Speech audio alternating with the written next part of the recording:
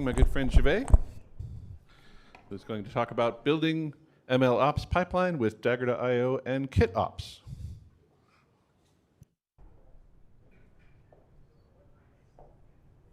All right. So hi everyone.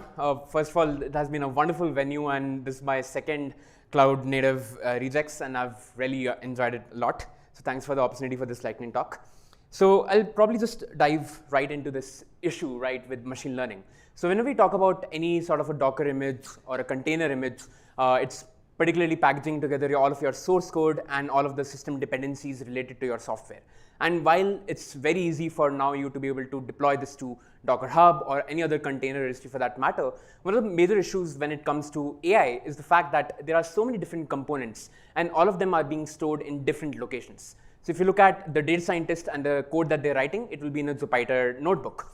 Now, when you actually push this code to GitHub, your source code files will be on a GitHub pipeline. Of course, with machine learning, whenever you're training your models, there are a lot of model artifacts, weights, and biases. All of these are generated, and these are typically stored on an S3 bucket.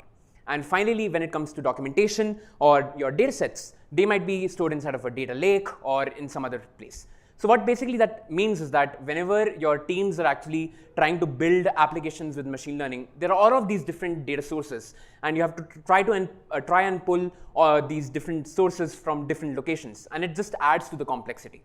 So the question is that do we have a way to be able to actually solve this problem so that we can store all of the different major components of AI, which is the data set, which is the model weights, and the actual model code itself in one single location. And that's where KitOps, which is an open source project, is used to actually help with that. And the way that it allows you to do is that it allows you to package together all of your different components of your machine learning code into one single package with the help of this new type of code, which is called as Model Kit. So what is Model Kit? It's an OCI compliant packaging format. So you can basically just define a Kit file, which is like a Docker file, and have all of your components for your machine learning logic, which includes the dataset, the code, and your actual model weights, all being basically skimmed down into this Model Kit, and then you basically package it together into this Model Kit file, and you can now upload this to any OCI compliant registry. So whether it's Docker Hub or any other private compliant registry that you might want to use. So this just enables you to improve the developer tooling for your entire AI modules very easily. And now, of course, one of the another issues is that 80% of the models never actually make it to production. So how we can do that? So we can also automate the deployment of these KitOps files with the help of things like Docker Verse, where you can very easily just put it as part of your CI/CD pipeline.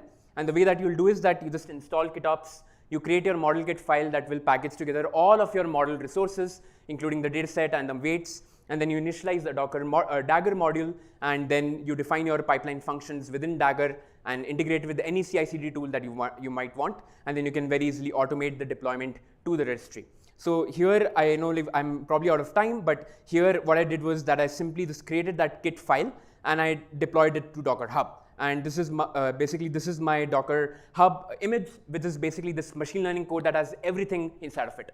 So that's how you can very easily automate and improve the developer experience while building machine learning models. Thank you.